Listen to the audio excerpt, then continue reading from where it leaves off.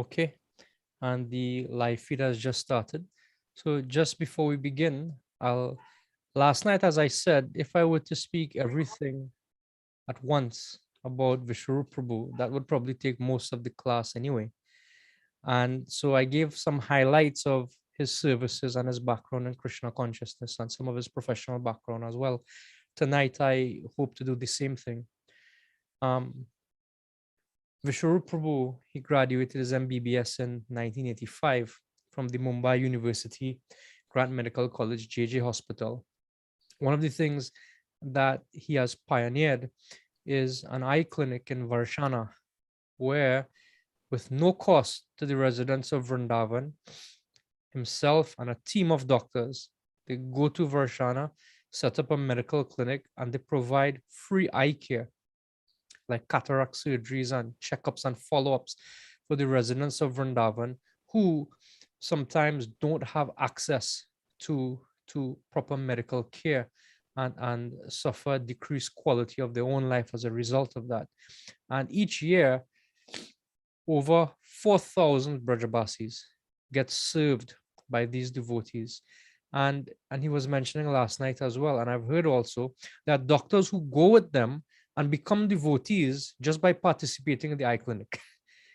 So it's an amazing thing. Like they go as doctors and they come out as patients in ISKCON to get spiritual care. And some of the other things that Vishnu Prabhu has been involved in has been an integration of spiritual care in the medical treatment of patients. One of the things that the Bhaktivedanta Hospital is famous for in Mumbai is that it does not only provide medical care, but if you go there just as a patient, and I was there on one occasion getting some treatment myself, and in the middle of the day, there's a Ratha Yatra passing through.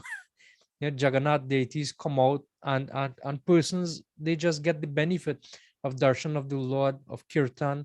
There's a temple room with Jagannath deities and full worship going on. Prabhupada you are greeted by Srila Prabhupada as you enter the hospital, and Guru Puja goes on. So he's not just a bust of sometimes you go to these prominent buildings, and there's a bust of the person to whom the building is dedicated, to whom the project is dedicated, and it collects dust unless somebody gets to clean it from time to time. But Srila Prabhupada is there greeting each and everyone who enters the hospital, and full puja goes on to Srila Prabhupada. So he's not just there as a bust or a facade or as an effigy, just for people to just have a little glance at. And one of the programs of the Bhaktivedanta Hospital is, apart from providing high quality medical care to those persons who come to partake in the facility, they provide spiritual care. And one of the things that he has done, he is the pioneer in creating the spiritual care in nursing syllabus, which is and he's also the chief faculty of the Bhaktivedanta Institute for Nursing Education in the subject matter of spiritual care and nursing. And in addition to that, he's also a senior spiritual counselor in Radha Gopinath Bhakta Samaj. And he's been doing that and providing that service to devotees since 1989. That's longer than I know myself has been even dreaming of being in Krishna consciousness. Prabhu has been giving spiritual counsel and care to members of the congregation in Mumbai. And also, he's a teacher of something which I am coming to appreciate more and more and more in my own life in dealing with my own father in his last days. He's a teacher of the end of life spiritual care at the Bhaktivedanta Hospice in Vrindavan. And Prabhu can correct me, the Bhaktivedanta Hospice provides that valuable comfort and care to devotees who are at the end of their life, who choose to conclude their earthly journey in Vrindavan Dham. It was a project, I think, pioneered by His Holiness Giriraj Swami. And that project is going on in Vrindavan. And he educates people in how to carry out this much needed care at the end of life, when persons are in dire need of comfort and mental security. In addition, to having their medical and everyday needs met. And in addition to all that, one of the services that Prabhu does is he takes people on virtual yatra on Zoom. So not only does he serve the Brajabasis and takes doctors on yatra and turns them into patients in ISKCON, he also takes people on yatras via Zoom, an electronic platform. And we had experience of that last night. And tonight, I'm sure the festival will continue. The festival will continue. So I have said what I have said for my own purification. It is very purifying to glorify our Vaishnava. And now I will engage my ears and hearing also for my own purification. And I would ask devotees who can, please turn your videos on so it can be a more personal exchange between ourselves and Visvarupa Prabhu. And now, Visvarupa Prabhu, I hand over to you. Hare Krishna.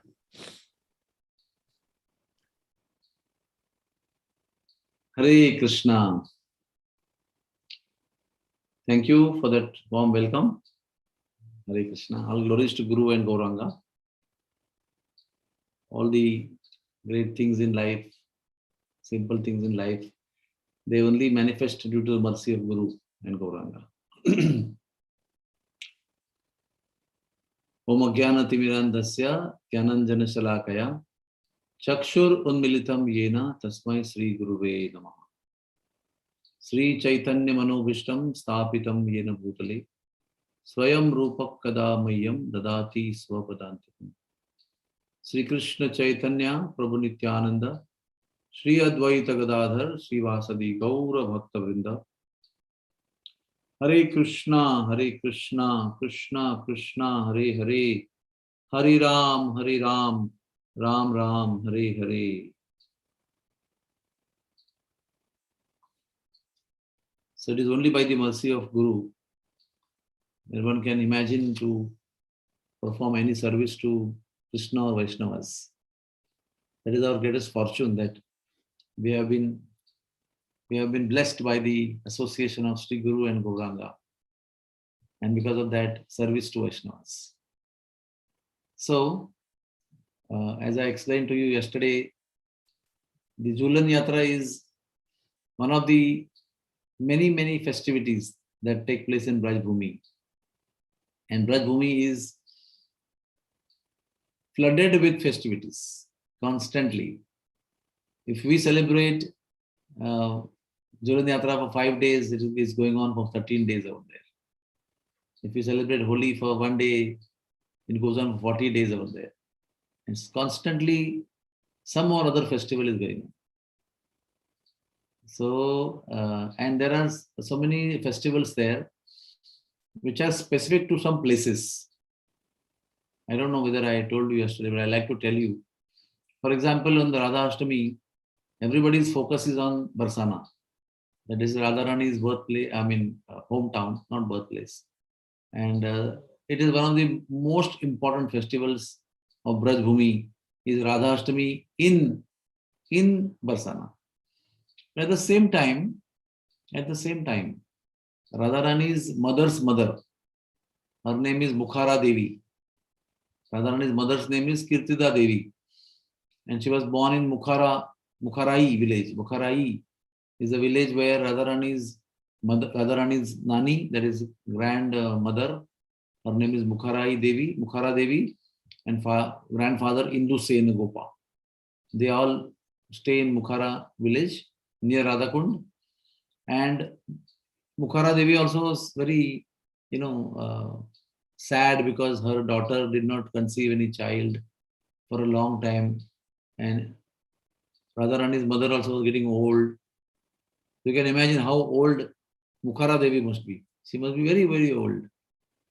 And she got the news that finally my daughter Kirtida has given birth to a beautiful girl child. And then every focus was there in Raval, where she was born. But as soon as the news came to Mukhara village, Radharani's mother's mother got so ecstatic. Such an old lady. She lifted one wheel of a bullock cart, which was on the ground. She lifted that. She put up lamps on that. on the spokes of the wheel. And she started revolving the wheel on her finger, like Krishna wields the chakra. And with those so many lamps on the spoke, she whirled that wheel. And because of that, all the other gopis got inspired. And they lifted their bullock carts. They separated their bullock cart wheels from bullock cart. They put lamps on that, imitated her, and doing the same thing what she was doing, revolving like a Sudarshan chakra, that the way Krishna holds. And that's how all the gopis of that village picked up the wheels of the bullock cart, put up the lamps on that, and started dancing the way she was dancing. And that dance is called as Charakula Nritya. Charakula means a wheel, a dance which is connected with a wheel, dance which is connected with a wheel of a bullock cart. And that festival of Charakula dancing takes place every year only in that village called Mukhara. That is the unique situation of Vrindavan Dham. At the same time, I told you the only Rath Yatra which takes place from Barsana to Nandagaon and Nandagaon back to Barsana. That Rath Yatra only takes place in Barsana, Nandagaon, nowhere else. That means even within Vrindavan Dham, there are certain specific festivals which don't take place in other places at all. Like, for example, the Lathamar Holi. Lathamar Holi is beating the men of Nandagaon by Barsana women, by big long bamboo sticks. And the men are protecting themselves by a shield on the head. And that takes place on the Holi. And it is so specific that it has to take place in Barsana only. The Nandagaon men will come to Barsana with the shield and with dressing up to play Holi. And the Barsana women, the gopis, they hit them lovingly and they protect themselves. The men will protect themselves on the shield. And that shield represents Balarama. And then next day, the Barsana men, they will go to Nandagaon. And the Gopas of Barsana, when they reach to Nandagaon, the Nandagaon gopis are ready with the stick and they beat them over there. That is called Nandagaon Holi. And the next day, they go to Jawat, and the next day they go to Vrindavan, and the next day they go to Baldev in the southern petal of Vrindavan Dham. And that Holi itself, the last festival takes place for 15 days. At some place they will hit with bamboo, some place they will hit with stick. That is called Dauji Holi. The specific Holi which Balramji plays. And the stick represents his plow. And they hit with that. And these festivals were one time tried to be demonstrated in Vrindavan for commercial purposes. They wanted to demonstrate the festival in Vrindavan for making money. But it was very strongly and legally opposed, and the Barsana people won the case. They said that this festival cannot be imitated even in Vrindavan Dham, what to speak of Mumbai or Delhi or Barbados. They are very specific to be happening in the same place where it is supposed to happen. There's another festival called the Festival of Kamsa. You may not have heard that. In the commemoration of killing of Kamsa, there's a big procession which takes place only in Mathura on a particular time in the year, when people start from the birthplace of Krishna with a big procession with the effigy of Kamsa, big portrait of Kamsa made up with cotton and all these things. It's like we have on the 31st of December in the Western world, we have a old man they make, and then they shoot the old man, burn him, representing the last year. They make the old man with all fireworks inside the body of the old man, and make him wear a suit and tie, and then put fire on that. So it get burnt. So new year begins, and we burn the old year. That kind of concept is there. So that kind of Kamsa's effigy is made, and they reach Rangabhumi, where there is temple of Lord Rangeshwar Mahadev. And that is the place where Kamsa was killed by Krishna, in the Rangabhumi. in the battle in the wrestling arena, and then they destroy the effigy of Kamsa. So this is called as Kamska Mela. That means the fun fair of Kamsa, and this takes place only in Mathura and nowhere else. So the point I'm trying to make is, even within Vrindavan Dham, the Braj Mandal, there are very, very specific festivities which take place in specific place only. They are not imitated or replicated anywhere else. So this is the great culture of Vrindavan Dham. And somehow the beginning of Holi takes place in Barsana. Then there is distribution of the festivity of Holi and Jhulan Yatra to other places in Vrindavan. And there are different specific Jhulan Yatras. So today we will try to discuss in brief the whole Jhulan Yatra described by Kavi Karnapur in his book. I will show you. The book is Ananda Vrindavan Champu, written by Kavi Karnapur. So the last chapter of this book describes Jhulan Yatra.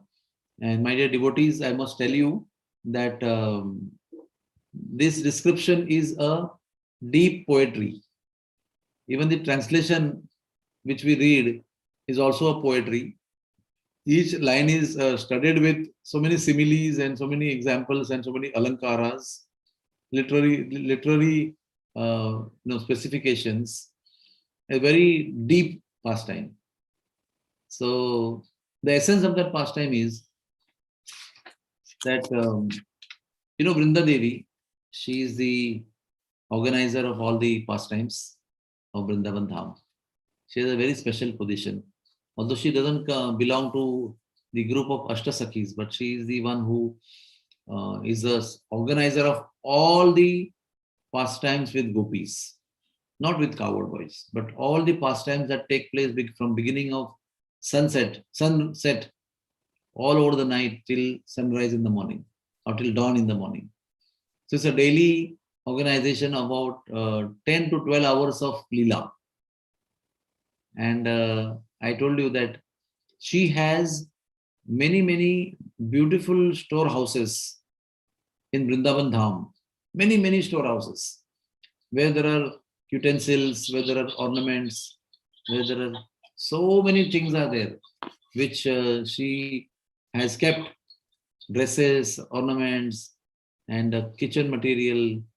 And you cannot imagine what all things are there. We have our DT kitchen and DT room, which have so many things. But just a minute.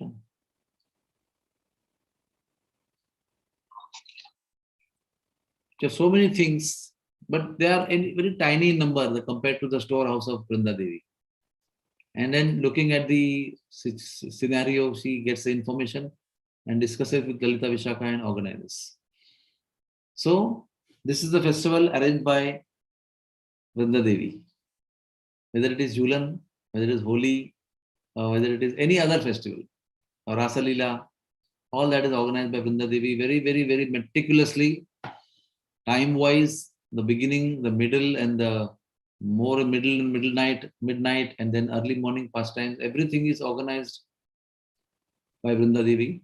You can now imagine she has got millions of gopis in various groups, and she engages them so beautifully, right from who will cook, and then who is in charge of cooking today, and how many gopis will make welcome drink, how many gopis will make breakfast in between, snacks and full meal, and the betel nuts and betel leaves, pan bida, and which gopis will decorate Radha, which gopis will decorate Krishna, and who will bring Radha and Krishna in the arena, who will decorate the place or kunja. And the kunja is described as an open place, and nikunja is described as a place which is closed from all directions with one gate and one gopi standing on the gate, allowing only bona fide people to enter in the kunja, nikunja. So all these specifications are there. Who will decorate the bedstead? Who will decorate the asana? Who will decorate the jhula? Who will talk to the birds? Who will talk to the trees? I want to tell you something very important, that even she trains trees to participate in the pastimes of Radha and Krishna. She trains birds. She talks to the birds and engages them what to do today in the pastime of Radha and Krishna, how to add the flavor. She will engage Vanya Devata, the goddess of the forest. She will engage the goddess of the village, Gramya Devata. All the variety of Dikpalas, who are the controllers of direction, Dikpalas. All these people who reside there who are there are fully trained and fully guided by Vrinda Devi and her assistants how to participate. You cannot imagine, even the trees offer Dandavat Pranam. The trees bend down, trees stand up, trees do all kinds of activities in the pastimes of Radha and Krishna. The birds come and offer obeisances. The deers, all the animals, they offer obeisances to Radha and Krishna. They sing songs as per the guidance of Vrinda Devi. They have melodies, the honeybees, they participate. So you can imagine, we have a drama in our temple or festival. Only men and women are acting. Sometimes children are acting. But only human species act in that. But in Vrinda Devi's organization, all the species, including the lowest of all species, so-called, they also participate. They bend down and give their fruits to Krishna and Radharani. They create fragrance by offering flowers at the feet of Radharani and Krishna, and also the sweet fruits of flowers which are there on the trees. They create such aroma. Even what kind of aroma is supposed to be there today is also decided by Vrinda Devi. That is something very amazing. And that place where these kind of aromas are available today, that is a place is chosen as venue by Radharani, by Vrinda Devi. So such is the specific, detailed, divine organization of Vrinda Devi. At times, she only organizes pastimes as per the desire of the divine couple, only for divine couple, and not even one gopi will go inside. They will do all the work, all the preparation, and send the divine couple inside the forest, like Gehavarban. Gehavarban is a forest where only Radha and Krishna go inside. Gehavarban is a forest at the bottom of Mana Mandir in Barsana, near Gehavarkund, the thick forest where there are no serpentine pathways inside. And Krishna is lifting the vines by one hand and holding Radharani's hand by another hand and letting her in, guiding her in, singing beautiful songs. Oh Radharani, please come in this beautiful Gehavar forest and let's have pastimes. See, the beautiful cuckoo is so beautifully singing to welcome you. It's all for your pleasure. Please come in. And sometimes Krishna is also happily and willfully engaged by Vrinda Devi to make the flower bedstead for Radharani, to make the asan for Radharani. Sometimes he swings Radharani. So, with this brief introduction to the swing festival held in the special place in Vrindavan. Now, I'm telling you honestly, however many times I will read this chapter, it is extremely difficult and impossible to replicate what Kavi Karnapuri is putting forward in this chapter. I'll give a brief idea to you. So, the forest is chosen by Vrinda Devi, and the forest is chosen in such a way, it's not like a small room in our apartment, It's like a huge forest, maybe 50,000 square feet. This I'm just giving you an idea how big it can be and how big it should be. And in that, there are some trees which are creating a big private space inside. And the branches which are going on top and the leaves finally are intertwining together to develop a blue canopy in the center. There are all big trees which have big branches, and all are like holding hands with one another, making a circle. You can imagine all of us standing in a circle, holding hands of each other. We are extending our hands to other hands to hold them and to create a circle among ourselves. Like that the trees are doing. The trees are intertwining with their branches at the horizontal level and on the upper level. And they create a beautiful tree canopy, which is blue in color, like a blue sapphire. And peripheral to that, in all directions, there are golden, there are golden color trees which are creating golden canopy. And in each tree, there is one swing, and it could be made of flowers, it could be made of gold, it could be made of diamonds, it could be made of blue sapphire, it could be made of rubies, emeralds, all kinds of esoteric divine jewels are used to decorate the particular swing or particular swings. And they're all in circle. Huh? And beyond that, there are private kunjas made of the trees of the gopis, and they have also their own swings. And now all the trees are ready. The trees are called Harichandana trees, which are in center. Which are in periphery are called as Devataru trees. These are all trees available in India. And then the golden chains are tied to the swings, which are flowing decorations. In the center area, there are 4 lines of swings belonging to different groups of leaders, faced the 4 doors of the main kunja. And also it's a private area. No gopas can come in. Nobody else can come in except the gopis who are entitled to come in. So there are gopis standing at the gate to see that only bona fide entrants are there. And it is said when you gaze up, you cannot find the end to the trees, where they are beginning, where they are ending. And then it is so thick that only few rays of the moon can possibly get in to the ground through the gaps of the leaves in the trees. You can imagine? It's a full moon night. But that whole set of trees intertwining are making it so thick that only few rays are able to get in to the ground. And those few rays of moon which get on the ground, they appear like sesame seeds and some rice grains. Because they're scattered, they are not creating a diffuse light of moon. So they appear like drops and they look like rice. So what is happening? The female deers are trying to lick it as if it's their food, as sesame seeds and rice seeds. That is their thinking. And it creates like pearl-like situation inside the arrangement of kunja created by the trees. So the moonlight is filtering through the canopies of the trees, made small filaments of light on the forest floor that looked like piles of sesame and rice. Thinking it to be food, the female deers are trying to lick it. The 4 kunjas or the mandapas or raised platforms are so similar to that of the devatas, but devatas are feeling our enjoying arenas are simply insignificant compared to the areas of enjoyment of the gopis and Radha and Krishna. The scattered moonlight appeared like pearl belts taken from the deities of all directions, Dikpalas. Broken by the steady wind, the broadcast on earth, out of respect, the land of Vrindavan. It appeared as if all the stars in the sky, in great bliss, left their positions to come out to offer respect to land of Vrindavan. So, the divinity of the land of Vrindavan just cannot be compared with anything.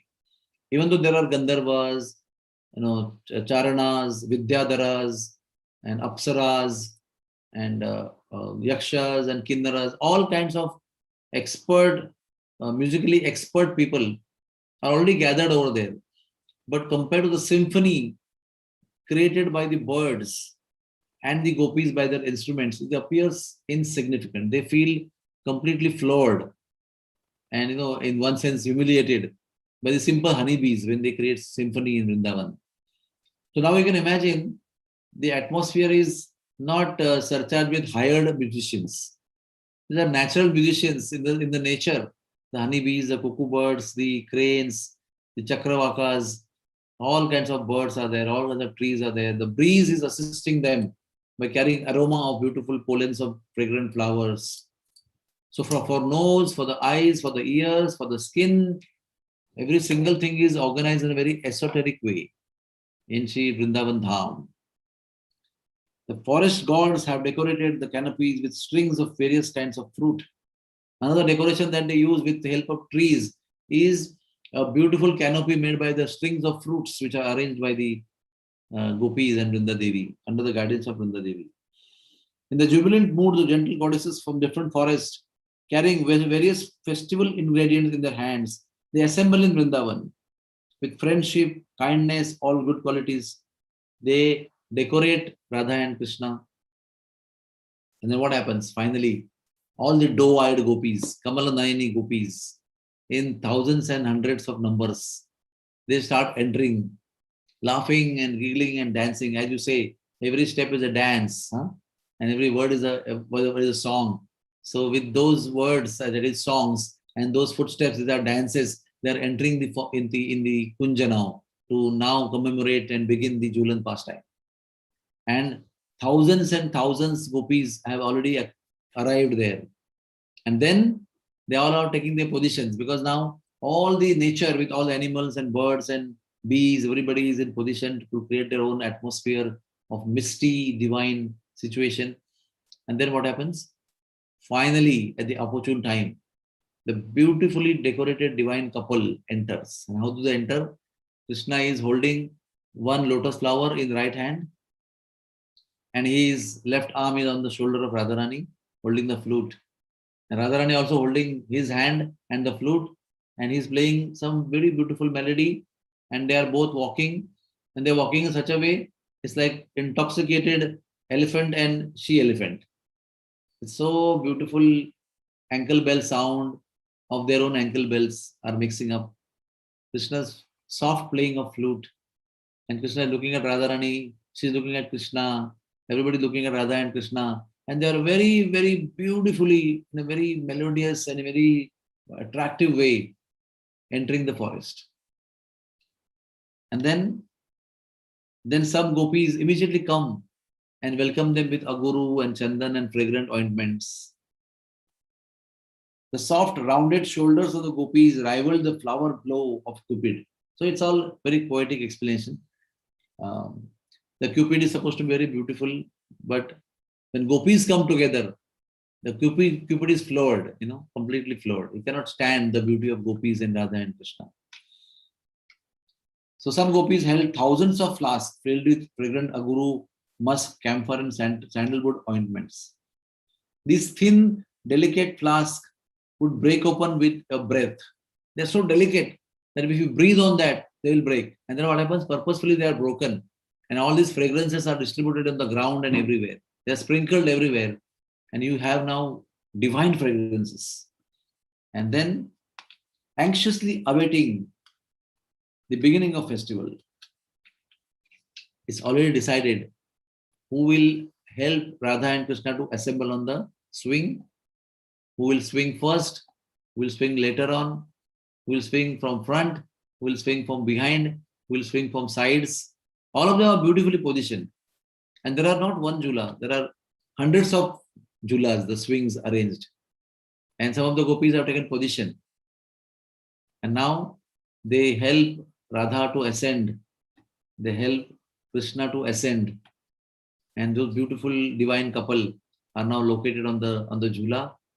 And the gopis start singing beautiful songs. And the appointed gopi will start singing Radha and Krishna, swinging Radha and Krishna. First they will do softly, then little harder, and little harder, and little harder. And then it becomes completely maddening that, almost out of 360 degrees, almost 270 degrees are covered by the swinging. They will go high on this side and go on high on that side. And it just goes on, and everybody is giggling, laughing and shouting and making divine sounds. The birds are chirping. And then suddenly they swing so hard that the swing will go into 360 degrees completely. This is done without information to Radharani, but is planned in confidence that we will do this. And when that happens, Radha gets so scared lovingly that she embraces Krishna on the swing, and Krishna holds her and then comes down from the upper side to the lower side. And then such a glee is there, such a sound is created of fear with happiness. Again, slowly swinging, again increasing in diameter, and then Finally, again, pushing so hard that it will go again in circle. So this happens many times. And then all the gopis are swinging, they're taking turns, they get down their swings and they start swinging Radha and Krishna. And then suddenly, Chandravali, the rival gopi of Radharani, she's also there with her all friends. She has also very big, hundreds and millions of gopis with her. And she takes out a piston with color. Suddenly, she takes out piston with color and she shoots Krishna with that stream of colored, fragrant fluid. I will tell you something. In Vrindavan Dham, there is a specific herb available. There's a specific herb available, which is available during the Holi festival time. And that herb is in the form of leaves. And those leaves are boiled in water, not in the heavy water boiling. Mild simmering is there. Then the leaves are taken out and the water takes the color and the fragrance of the leaves. And those leaves are filled up in pistons and pichkari, and they are aimed at Krishna and Radha and aimed at each other. And that when the warm fluid touches the skin glows with great health and great effulgence. The skin grows. That is the atmosphere. We don't use in Vrindavan Dham the chemicals and the oil paint and all these harmful chemicals which harm the skin, burn the skin, give allergic reactions. It's not like that.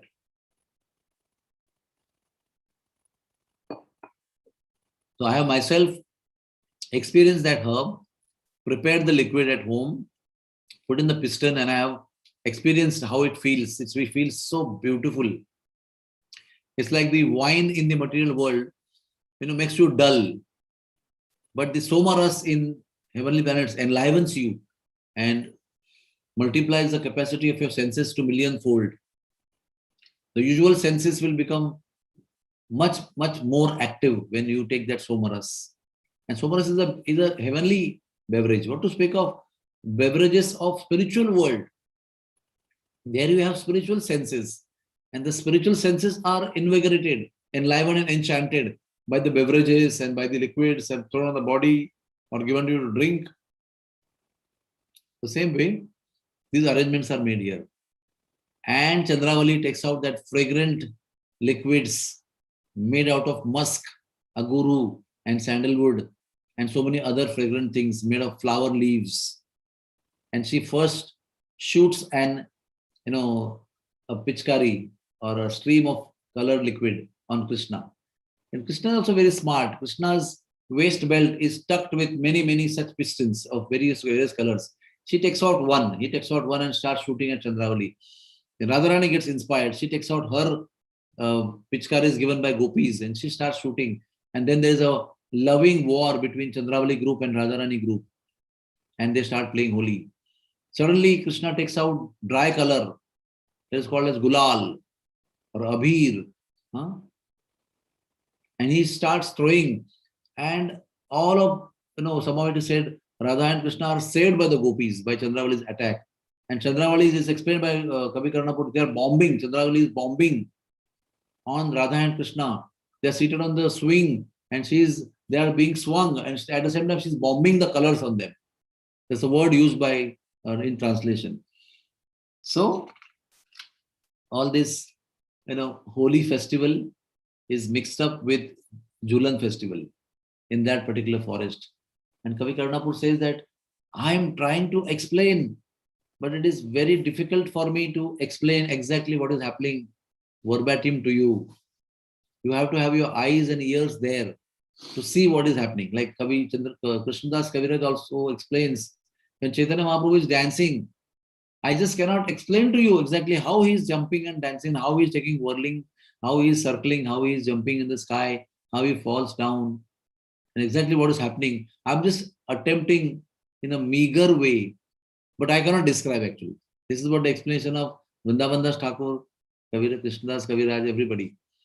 So similarly, when we have a dance on a particular festival in temple, and someone is told, okay, write it down, pen it down, everything, whatever you are seeing, a very difficult thing to pen it down. Exactly how Radhanath Swami was jumping and taking twists on his body. Very difficult to. So you have to be there to see. You cannot put in words. So similarly, Kavi Karnapur is expressing his inability to explain exactly what is happening there, but still he is explaining so beautifully and esoterically and in detail what the atmosphere is. And finally, one needs to have a pure heart, a purified heart, to appreciate these pastimes of Radha and Krishna. So this is the beautiful pastime which is explained by Kavi Karnapur in this chapter. And what to say? Trembling out of ecstatic love, Radha and Krishna are seated on the Jhula. Both are trembling in body and reeling in their eyes, intoxicated with love for each other. So this is the beauty, and we will end this pastime and go to next pastime. Now, the unlimited Jhula pastimes are envisioned by the ancient saints of Vrindavan Dham. The residents of Vrindavan Dham, who are ancient saints, local Brijvasi saints, and by the mercy of their Guru and by the mercy of Radha and Krishna, they have envisioned these pastimes in their vision, in their meditation. And whatever they have seen, they have put in the form of poetry. And that's how we have these hundreds of poetries which are there in Vrindavan Dham, which they go on singing on all these days, day and night, in very classical ragas. So one of the pastimes is like this. There is a Nikunja private area in the forest decorated by Vrinda Devi. And there are many flower decorated Jhulas. And they are in all four directions: east, west, north, south, northeast, northwest, northeast, southeast, southwest. All 8 directions there are swings, and there are 8 gopis standing on the each and every swing. And there's a central swing in which Radha and Krishna are seated. And then I cannot explain to you, but there is an arrangement to move the swings in such direction that they cross one another. You know, Radha Krishna are swinging like this and others are swinging like this, and they are just coming like this and they are going like this, and they are all managed in such a way that they don't clash.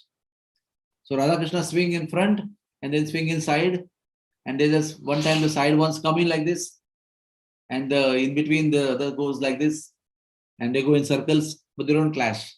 They are so artistic in swinging each other's swings that they swing in between, like complicated design, but they don't clash.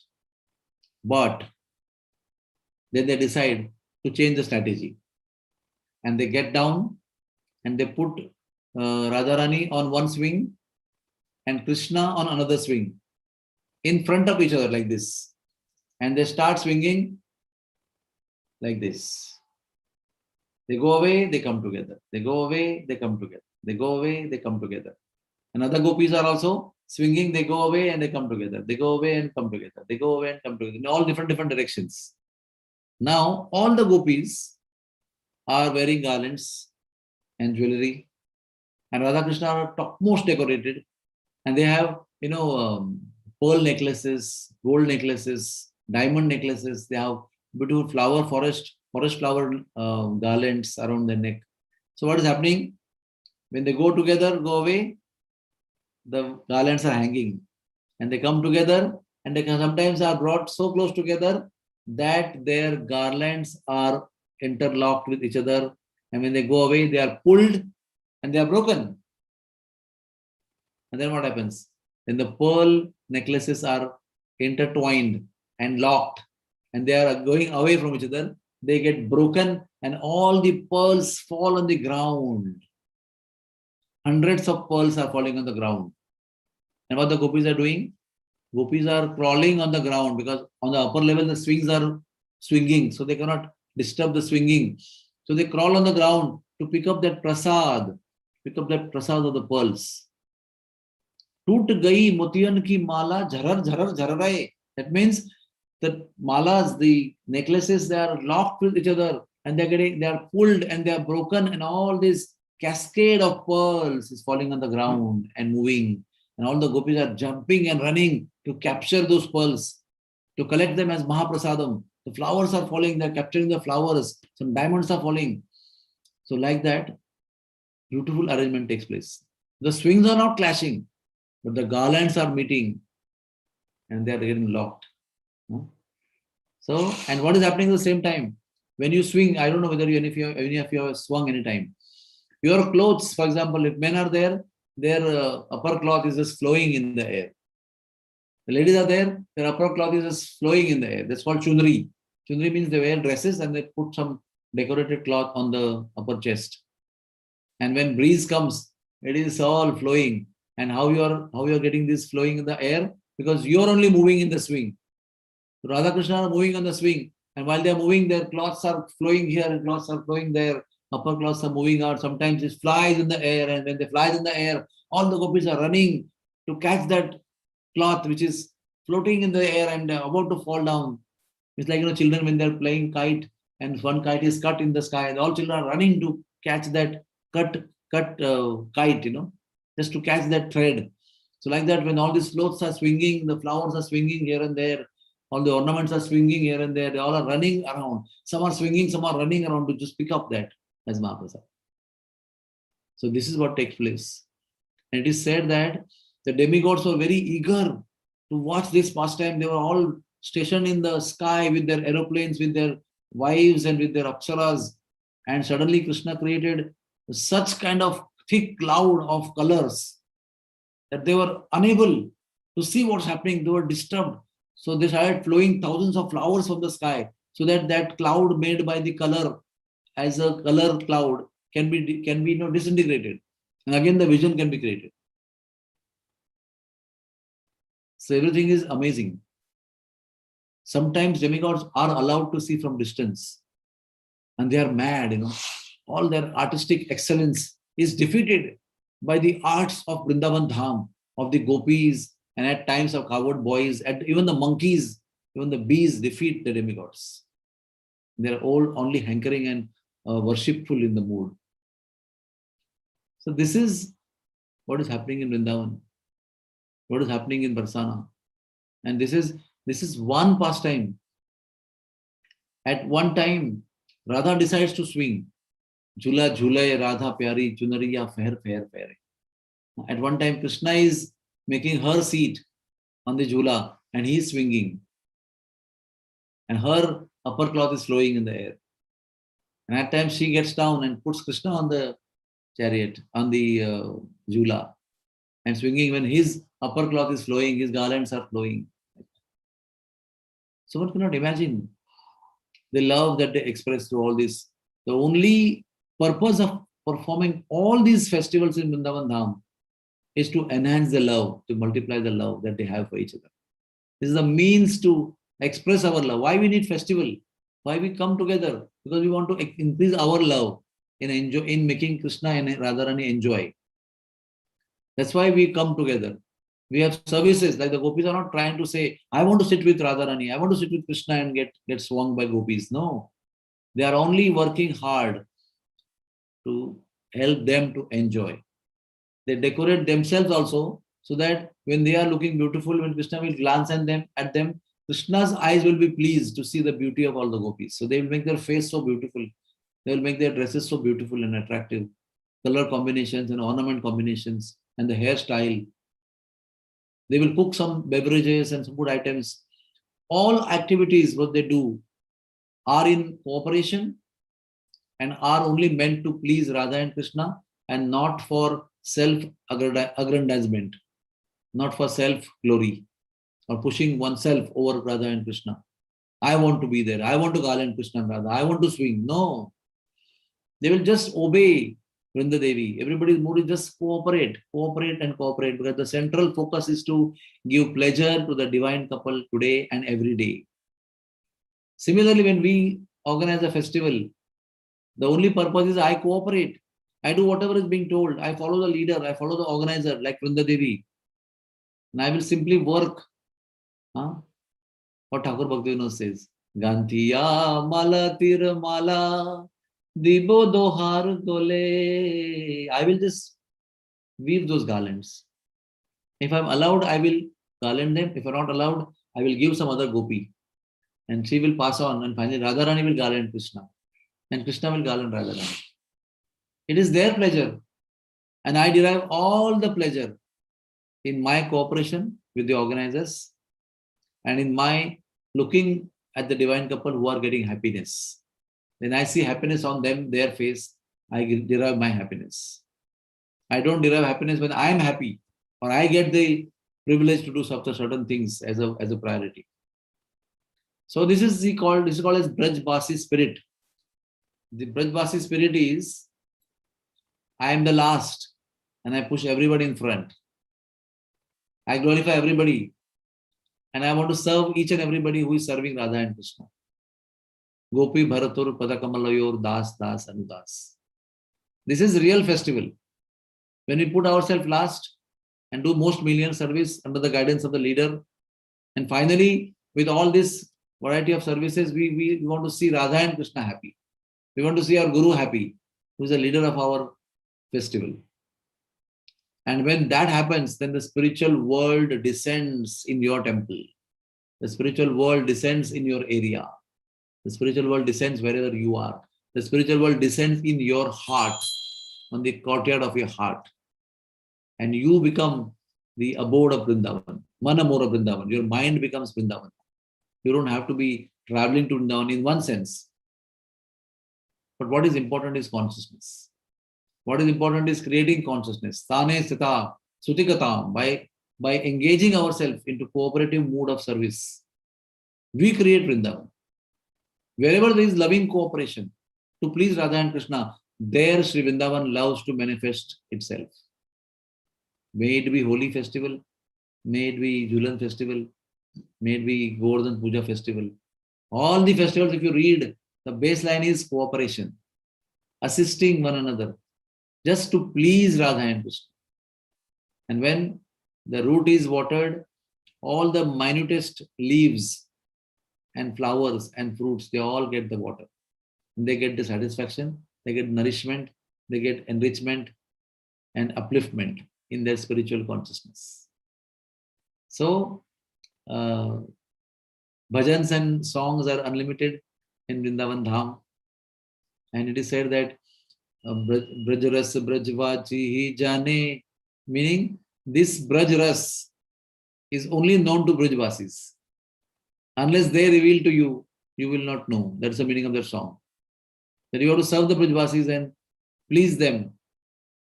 And with their pleasure, they will reveal their core of heart to us. And some glimpse of that Brajras, that the mellow of Vrindavan Dham will touch our hearts. Some drop, not that they are drowning in the ocean of that nectar, but one drop will be available for us to taste as a sample and token, because we are not qualified. But still it will be available to get a glimpse. That is why we go to Barsana and serve the Brijvasis there. Because they look so ugly, they look so poor, they look uneducated. They don't have any of the things which we are aiming for in the city, which we feel proud for in the city. We want to achieve those things in the city. They are not given by Radharani. They are kept in a very ugly looking bodies. They are kept in a very uncultured, uneducated situation. They are kept in poverty. They are kept out of any position. They are simple people. So that they never get proud. They are kept in this situation purposely. And then services are created for us to go and please them. And when we go and assist them in their some deficiencies, so-called deficiencies that they have in life. And they're so simple-hearted because of no pride, because of humility and having no pride for anything, because they don't have anything to become proud. So naturally, they're very simple-hearted and very humble. And it takes nothing to please them. Do little things they will please. They'll get pleased. It is said when they get pleased and they bless us, then the seed of love for the divine couple, comes in our heart, Our heart becomes fertile for that. And the creeper of Bhakti Lata starts growing in the heart. It is because only of the pleasure of the Brajvasis or the Vaishnavas of devotees of the Lord. And thus, the day the Brajvasis are pleased, that day itself Radharani will recommend our name to Krishna. Okay, this is a very beautiful devotee. He has pleased our devotees. So Krishna, please accept him as your own and please show your kindness upon him. Please bless him. And who can refuse? Krishna cannot refuse when Radharani is recommending someone. So as I said yesterday also, the eye camp and the eye hospital are all external reasons to achieve the merciful glance of Radharani and to achieve the blessings of Krishna. Kada karishyasi hamam kripa kataksha bhajanam. O Radhe, when you will cast your merciful sidelong glance upon me, when your merciful glance will fall upon me, when I'll be touched by your blessings and your mercy and your compassion. That is what we are living for, basically. And then when we do that, forget about they getting vision. Of course, they'll get vision, they'll read their books and they'll run to the Sriji Mandir, Radharani's Mandir to take darshan. That is their personal gain. But our cataracts of ignorance in the heart are removed in the process. When we remove their physical cataract from the eyes, our cataract of the heart of ignorance will be removed, and the reality of spiritual world will be revealed to us through the blessings of the Brijvasis in via media of Radharani. So it's an amazing situation to be able to be connected with Dham. And one way of Dham, I always say that you can go and have darshan, you can participate in the festival, you can be a witness to all these divine pastimes of Vrindavan Dham, Barsana Dham, and get purified. And it is said that about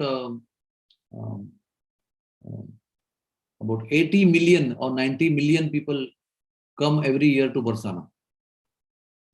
In Indian language, 9 crores of people visit Barsana. And something like 4,500,000 people, they gather for Holi and Jhula and other festivals, uninvited. So much of small lanes are there, and it's all crowded, all rooftops, everything is filled with people just to watch. But that is for oneself to watch and enjoy. For only few thousands of people who come out of 90 million people, they get the fortune of some service in Barsana Dham. It's a crucial, needy service. That is called as Dham Seva or Dham Vasi Seva. The service of the land of Vrindavan or service of the residents of Vrindavan.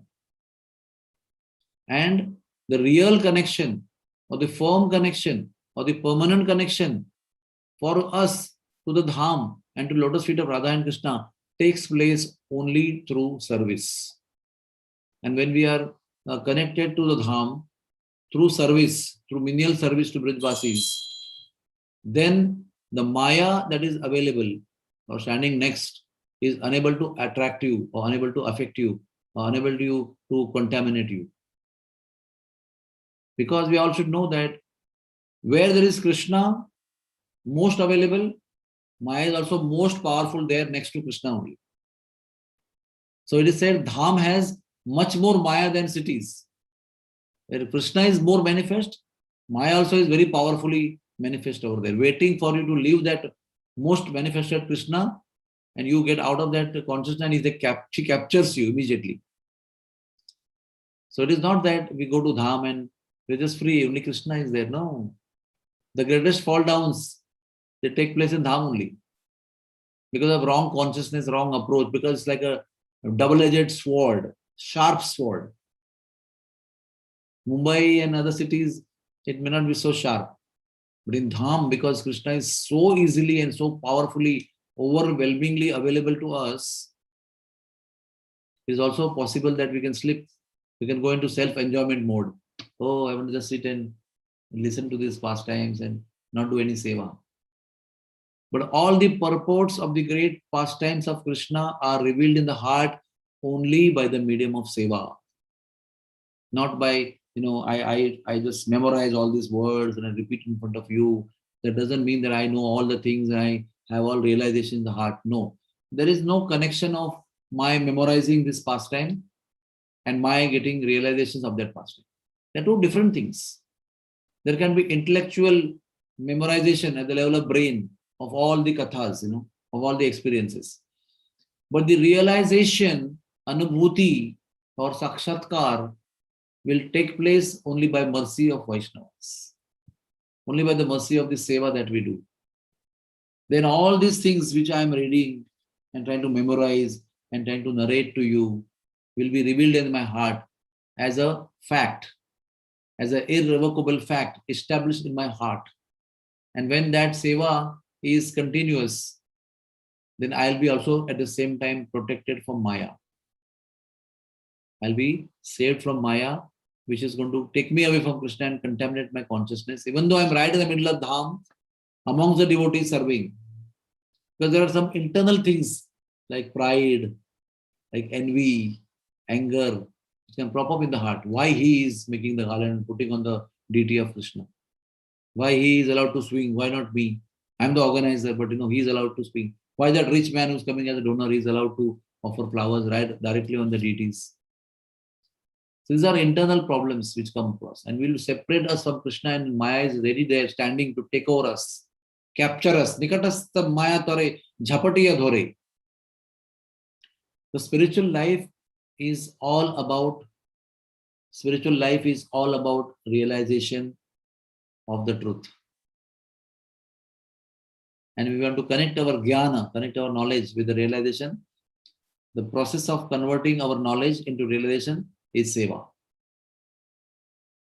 Then that knowledge which we have acquired turns into heartfelt realization. So although we read these beautiful pastimes and all, we should not become sahajiyas, Oh, wonderful, wonderful. I want to read more about this. I want to just, it's like so tempting. But we should understand all these divine esoteric pastimes are available to all of us only through the medium of service. So let us all be on that platform. Also, the acharyas explain when we discuss divine pastimes of Radha and Krishna, what should be our mood? Natural mood is to enjoy, to enjoy at mental level. Wow, wonderful. Such wonderful things I'm hearing. So it's like a self-centered process of hearing. But the real mood should be of awe and reverence while we hear these pastimes. What is the meaning of awe and reverence while hearing the pastime? That means I should think I'm not qualified to even hear these confidential, intimate pastimes of Radha and Krishna. But simply by the mercy of Guru and Vaishnavas, I'm given a chance. And they're so great pastimes, so great, grandiose pastimes, that I just give my submissive oral reception. That's all. Feeling utmost unqualified to even hear these pastimes. No one should feel that I am able to narrate, and no one should feel I am qualified to narrate, and no one should feel I am qualified to hear. I am now on the Rasika platform. No. The real Rasika people always feel themselves more humbler than blade of glass, more insignificant than blade of glass also. And those who feel they are qualified, they are actually fallen people. They're actually in illusion.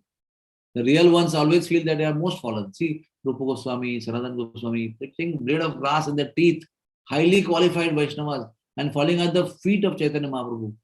We are so wretched, we are so fallen. This is the dichotomy of spiritual life.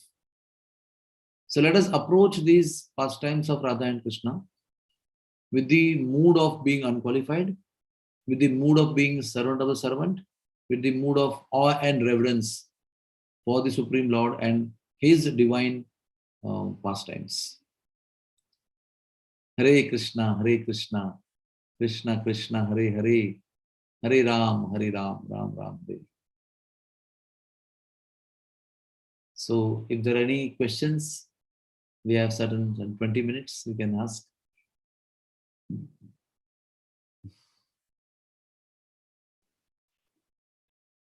Hare Krishna Prabhu. I mean, as usual, it was very beautiful. And one of the things I did while you were speaking, I tried to follow along from the Ananda Vrindavan Champu.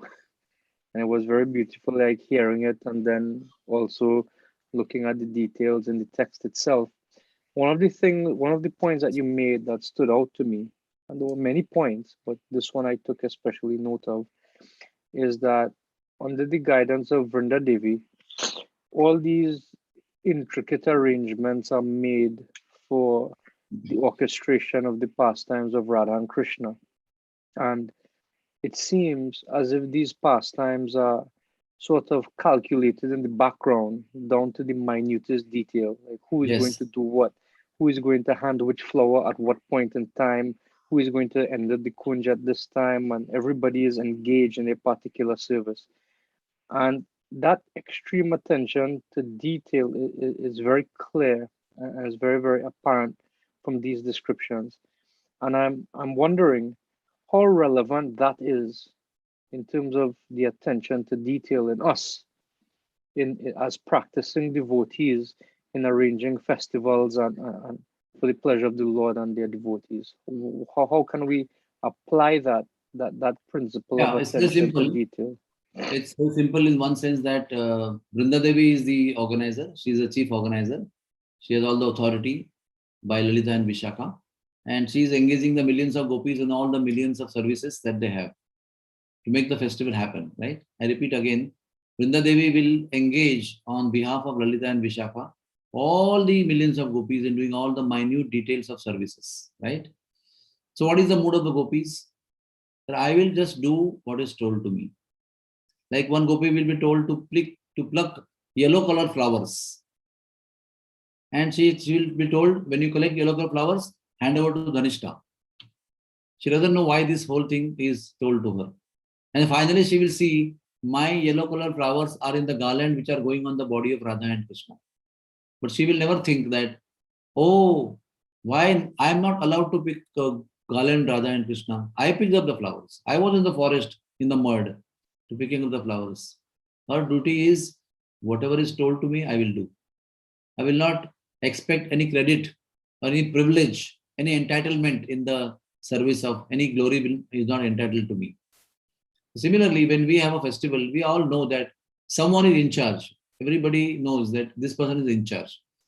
And he has been empowered by the guru or temple authority to organize. And everyone else should just follow, not try to compete with the organizer. No gopi is competing with Vrinda Devi. Why should Vrinda Devi be organizer? I should be organizer. I am also capable. All of them are capable. It's not like that. But still, Vrinda Devi is empowered. So like that, all of you may be capable, but that person is empowered to become the leader. So we are advised to just follow. If we want to create Vrindavan mood in our temple, we should learn to follow 100%. And then the festivities will become esoteric and very divine and very divinely satisfying to the soul only when we learn to assist and cooperate. That is the only thing I understand. In the whole, all the pastimes and all the leelas and all the services which Vrinda Devi organizes, the baseline is following the leader and cooperating. And when you do that, the whole thing becomes so beautifully relishable by everybody, including the divine couple. Individual soul is nourished by the mood of submission, by the mood of cooperation, and by the mood of just doing what is told, not questioning, not arguing. You can always give suggestions. Okay, we can do that. The leader approves, he will accept the idea and he will implement. But if he listens, he doesn't feel today is not appropriate, he will go ahead with this plan. We should not feel hurt and we should just accept it because this is the plan of the Lord. Today, this personality in the temple is representing Vrinda Devi. And no one questions Vrinda Devi in spiritual world or in Vrindavan Dham. So similarly, here we are like so simple devotees of Vrindavan Dham and we are under direction of the temple president or this organizer of a devotee. We are serving. And we don't have to be highly qualified or we don't have to be very lowly qualified. We have to just be what we are. And we just do whatever is told to us. Simple. So does that answer your question? Yes, Prabhu. I appreciate one of the final points that you made, that the local leader, let's say the temple president, as the case may be, like we can see that person as the representative of Vrinda Devi, or we can offer suggestions, but it's not Yes. always that we have to have our suggestions, Implement. met at that point in time. Thank Yeah. you very much. Anybody else? Dandavatan Pranam Prabhuji. Hare Krishna, Premanand Prabhu. Hare Welcome. Krishna. I want to just express my happiness in your expression of the Leela. I can almost visualize it, and I can feel the happiness that you are actually sharing. I feel it, and that is so nice. I am sure the other devotees are feeling your happiness as well. I wanted to make sure you knew that we are really enjoying what you are giving us. I appreciate that. Hare Krishna. It's all the happiness which is coming down from Sri Guru, Srila Prabhupada, to all the Vaishnavas, to the Brajbasis, to us. It's their blessings. And the more happiness will come, the more submissive will become. More cooperative will become, more happiness will flood us. I can guarantee you that. Would you be coming to us more often? If you order me, I will come. We will make arrangements through Shanta Prabhu then. Yes, Thank yes. you. And I think the Bhagavatam timings of yours are very wonderful, because that will be evening time for India. And you will be at ease. I also will be at ease. Okay. Festivals you. are in the evenings always, so we can meet at this time. But usual times, if there is a Bhagavatam arrangement in Trinidad or Tobago or in Barbados or whatever, Guyana, I think that will match with the evening time here. Am I right? It's 9.5 hours. Definitely, there's 9.5 hours difference. Yeah, so 8 o'clock in the morning with 5:30 p.m. in the India. Yeah. So that would be great. I've already entered some preliminary discussions with Baladev Prabhu, and we're hatching some plan already. Yeah. No, I'll tell you what my mood is. I'll tell you what my mood is, that I'm so happy to see so many devotees of so many countries, What is the miracle of Prabhupada's mercy? You can imagine. Where is India? Where is America? Where is West Indies? Where is Europe? But he has been so kind, taking so much trouble, inspiring people all over the countries, And I'm not seeing, Indian devotees. When I sometimes address US people, I only address Indian people there. Those who have gone from India and staying there and are cultivating their spiritual life. I don't see Americans attending the classes mostly. So here I see local devotees are taking up Krishna consciousness and relishing the nectar of Krishna consciousness. So this is all Prabhupada's glory. So I feel very inspired. Whatever I can do to help you, to inspire you, to serve you, that will be my great privilege, because I am so much thankful to Prabhupada that he has done such a miraculous work. Amazing work. It takes so much time to convert one person. And Prabhupada has converted millions of people by his books and by his association, by his example, by his devotees. So that is my feeling. That when I'm speaking to you, I feel only grateful by looking at you. Hari Bol.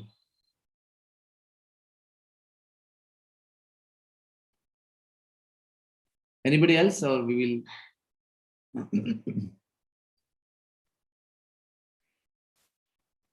If nobody else has any question, I have a question I could ask. Yeah, please ask. Please ask. One of the points you made last night, Prabhu, and it's a point you resonated again tonight, is that as practicing devotees, one of the things we need is to serve the Brajabasis, and that gives us access to their mercy, whereby we can actually get an introduction, as it were, to Radha and Krishna. Connected. So for most of us, we may not have that direct opportunity to let's say visit Vrindavan or to directly serve the Brajabasi, as the case may be. But one thought comes to mind is that Srila Prabhupada writes in the preface to the Nectar of Instruction that to be in Krishna consciousness, it means to be a follower of Rupa Goswami. And Rupa Goswami certainly a first-class Brajabasi. Yeah. So my question, therefore, is that should our consciousness, or can our consciousness also be that we see that the devotees around us are also in that mood as Brajabasis and engage in that same mood of serving them, just as we would serve the Brajabasis who may actually be manifest in the Dham? See, by the arrangement of Guru and Krishna, you have been bestowed with the arrangement of Vrindavan around you. It's only time that separates you and us from realizing that we are actually placed in Vrindavan by the mercy of Guru and Krishna. When we get more and more purified, then you will come to know the arrangement around you is perfect for you to be in Vrindavan, to realize Vrindavan, and to serve in Vrindavan. But our consciousness only finds faults in the people around us. And we say, oh, these people are not so great, The devotees in Bombay are so great. The Brijvasis in Vrindavan are so great. I should go there and serve them. And when we go there, because of our contaminated consciousness, we find faults in them also there. You understand what I'm saying? The fault is within. The foul-smelling element is within you, in your cloth. And you feel, oh, this place is so dirty, foul-smelling. I should go to that place. And that place also you smell the same thing. And then you go to a different place. Again, you feel oh, the bad smell is, everywhere is bad smell. But then finally we come to know the bad smell is within my shirt, within my kurta. So similarly, the arrangement of the Lord is perfect. Whatever association you are being bestowed with, whatever company you have been given is perfect. Whatever atmosphere you have been given is perfect by the arrangement of Guru and Krishna. So as Prabhupada said, each of my temples are Vaikunthas, non-different from Vrindavan. What does that mean? That means the place is non-different from Vrindavan, the people are non-different from Brajvasis, but do we have that vision and purification to appreciate that what I am given is the best of all, the highest of all? Our nature is to only find faults and deficiencies in what we have. And what we don't have is always good. And when we have what we don't have, then that also becomes useless. Till we don't have, it is great. And when I achieve that, what I don't have, then it's ordinary. It becomes ordinary. Why? Because it is interacting with our dirty consciousness. Whatever is available, and whatever is given to us, it is always interacting with our dirty consciousness. That's why everything appears to be not so perfect. But the more we get purified and the more we get advanced in Krishna consciousness, then you see what's available to you is so great. The same devotees we met in the early days of Krishna consciousness and the same devotees we are meeting now, the same devotees. Over the period of years, we have learned to appreciate them and to appreciate their company. Why? Because they were not fallen that time and they are great now. Our consciousness has evolved. That's why we appreciate them better than what we were appreciating them 20 years back. So it's a journey of our consciousness to learn that actually we have been bestowed with the best of devotees, the best of place, and best of service. It's not that, West Indies is not good and Vrindavan is good and Mumbai is good and California is good. What is there here? What you have by the arrangement of the Lord is best for you to make your consciousness Vrindavan.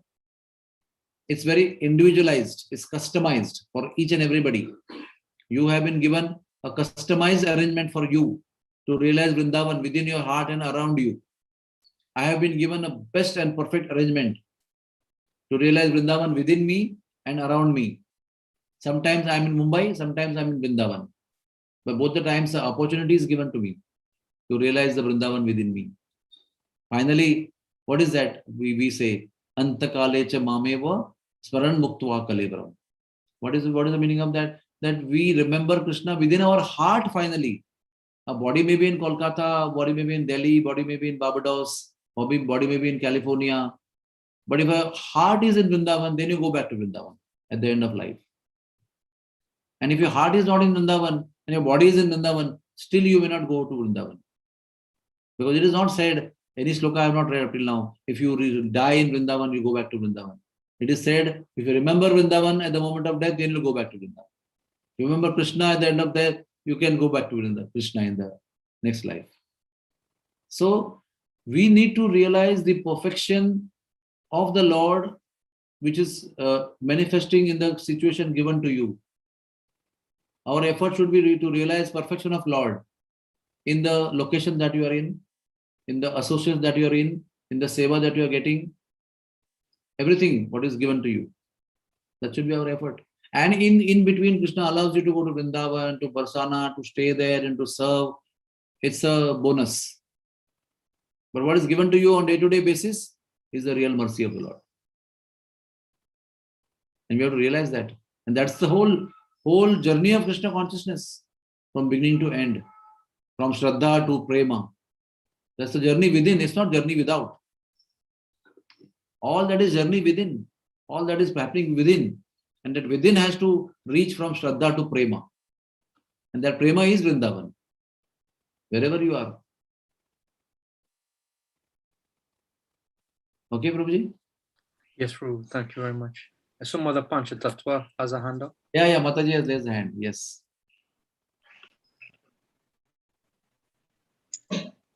Hare Krishna, Yes, Prabhuji. Mataji. Haribol, My humble Mataji. my humble obeisances to you, Prabhu. To you also. Yes, Thank you Mataji. so much for your wonderful, inspirational lectures. Wonderful. So tonight you were talking about when we have knowledge and how do that translate into realized knowledge. So I was wondering if you could just give a little clarity on that. How do we come from Gyan to Vigyan? You know, we know my so many. point was, which I will again repeat, was that knowledge is which I read. I read Nectar of Devotion, I read Bhagavatam, I read Chaitanya Charitamrita, Bhagavad Gita, I memorize, I quote, I write notes. That's wonderful, and that is supposed to be done as the part of 64 items. One of them is scriptural reading, reading scriptures, which is told as Bhagavatam, but all literatures which are helping us to develop bhakti. But they will remain as brain substance, and they'll not turn into heart substance.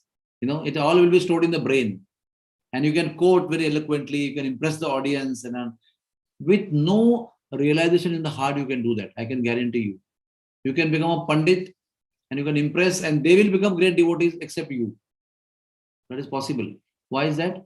Because unless and until we engage in serving and pleasing our Guru and Vaishnavas, that knowledge which you have memorized cannot be converted into realization which is expected from that knowledge. Why the knowledge is given to us? To develop into convictions, to develop into realizations, so that we understand, yes, devotee seva is the ultimate. Pleasure of devotees are ultimate. That conviction has to come to you, and your lectures have to turn into that conviction in action. That I need to please the devotees who are around me and serve them if I want to really please Krishna. So that we read in the books. But if we read in the books, we don't do that. Some devotees dying, some devotees having terminal illness, some devotees suffering, so many social problems, and we just say, no, I'm busy in my lectures. I have this lecture here, I have this lecture there. But when the service comes to you and you don't do it, then all knowledge becomes, it can get evaporated very soon. But the knowledge which is in the brain can sink in the heart as a permanent realization through the medium of service. And that is our real wealth. The seva is a real wealth that we have in life. If you understand that, then our progress is guaranteed. We can never shun off from progress. We'll always be in progress. So, and how that seva should be? In full cooperation of the leader and then the devotees alone. Not trying to impress upon our position and our expertise. The seva has to be done in that cooperative mood, in humble mood, to please others and please Krishna. So while we are cultivating knowledge, we must cultivate knowledge. We must read scriptures, must read Bhagavatam, must read Chaitanya Charitamrita. But we should remember that this means nothing if I don't do service. I don't offer my services with my expertise, in my whatever I have acquired knowledge, whatever skills I have acquired. If I don't use them into serve the devotees, then all that I memorize and study will evaporate one day. And I'll tell you one more thing. If we don't use our opportunity of service, that knowledge itself will become cause of fall down. The example is given by Acharyas. Suppose you are a king and you are bedecked with so many jewels on you and you have a very heavy crown on your head and somehow you fall in the ocean. then what will happen? The heavy crown will help you drown faster. You throw your crown, you throw your ornaments, you become lighter. And the chances of you saving yourself from drowning is much better. But if you hold on to the crown, that heavy crown will help you to drown faster in the ocean. Knowledge acquired without service is like that crown on your head, If you have that crown on your head, knowledge without seva, it will only help you to drown. It serves you as Maya, as instrument of Maya. So let us make our knowledge not an instrument of Maya, but let us make our knowledge to serve the devotees. Then it will not be helping you to drown faster. Then it will help you to grow faster upwards. The upward journey will be faster for you. Because all that knowledge is in practice. What is important is to practice that what you have heard. Not just memorize and impress people's brain. That's our temptation. Oh, I'm speaking to Trinidad, I'm speaking to Guyana. Let me impress all the devotees there. But they will only be impressed temporarily, intellectually, and that inspiration will go away. But if there's heartfelt realization, it will touch your heart. If there's no heartfelt realization, it will touch your brain. And from brain, things can be easily evaporated. Please understand. And even whatever comes to your brain, you have to practice seva to get it down to your heart. It's the same process here and there, everywhere. If I speak this, I have to apply this in practice to get the realization. Then Krishna will choose one day to reveal his pastime in the heart. It's not just theory. Theory is just, whole the process of Krishna consciousness is not just to speak and speak. It's to do and do. That's all. Little bit space is there for pravachan and a lot of space is meant for seva. It's like that.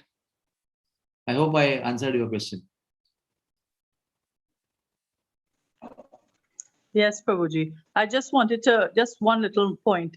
Throughout your lectures last night and tonight, the common thread I saw was seva. Yes. Vaishnava seva. And so much emphasis on serving. So, so this is why, even, we may have the gyan or the knowledge, but we have to translate that into practically, serving the Vaishnavas. So that understanding has to be there also, not just, as you rightly say, that we can quote some shlokas or memorize some verses and so on, but we have to understand that this is, as you rightly throughout your 2 nights have been emphasizing, this seva to the devotees. So wonderful. Yeah. Thank you so very much. Hare Krishna. Hare. So should we end now? Yes. Santa Vigraha Prabhu, should we end? If there's no other questions or comments from any devotees, then I think that is quite an apt point to end on. How it's the beginning of our separation till we meet again. Yes, but definitely, like after speaking to Baladev Prabhu, he said, no, keep in touch with him. He could do some service for you. I'll tell you more than my lectures. If we connect each other in the service of Barsana, that will be more beneficial to you and me. The seva is coming up in Barsana in the form of a hospital. For next 100 years, we can all serve together if we live or if our children are living. So it's all beginning in December. And we are starting the hospital and maybe it will get over in 1 year. And then all of us will have eternal seva. Prane arthe dhiya vacha. From our words, from our intelligence, from our resources, from our mind, we can get engaged in service to Radharani. Permanently, wherever you are in the world, you can remain connected. And that is the biggest fortune, to be united in serving Radharani and her devotees. Yes, Ru. It's something I'll definitely try to get involved in. Mother Panchadatta, you had your hand up. Santa Vigraha? Yeah, go ahead, Mother Panchadatta. Prabhuji, yes. Dr. Visvarupa Prabhu. Yes, Mother. Would it be too forward to ask you to do something in terms of pastimes for Krishna Janmashtami?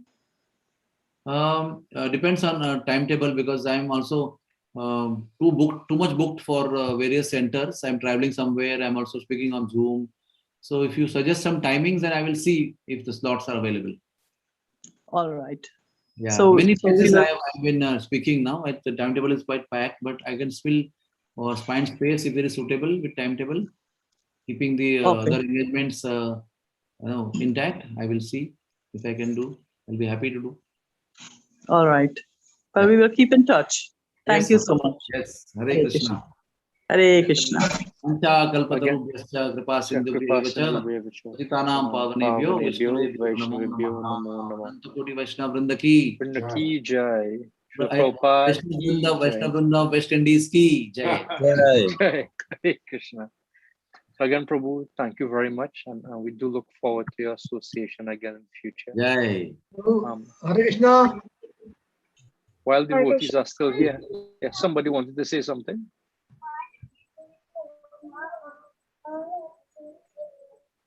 Okay. If not, I'll share a video while devotees are still there, some kirtan from Mayapur Dham, just to end class. And devotees can leave as they like.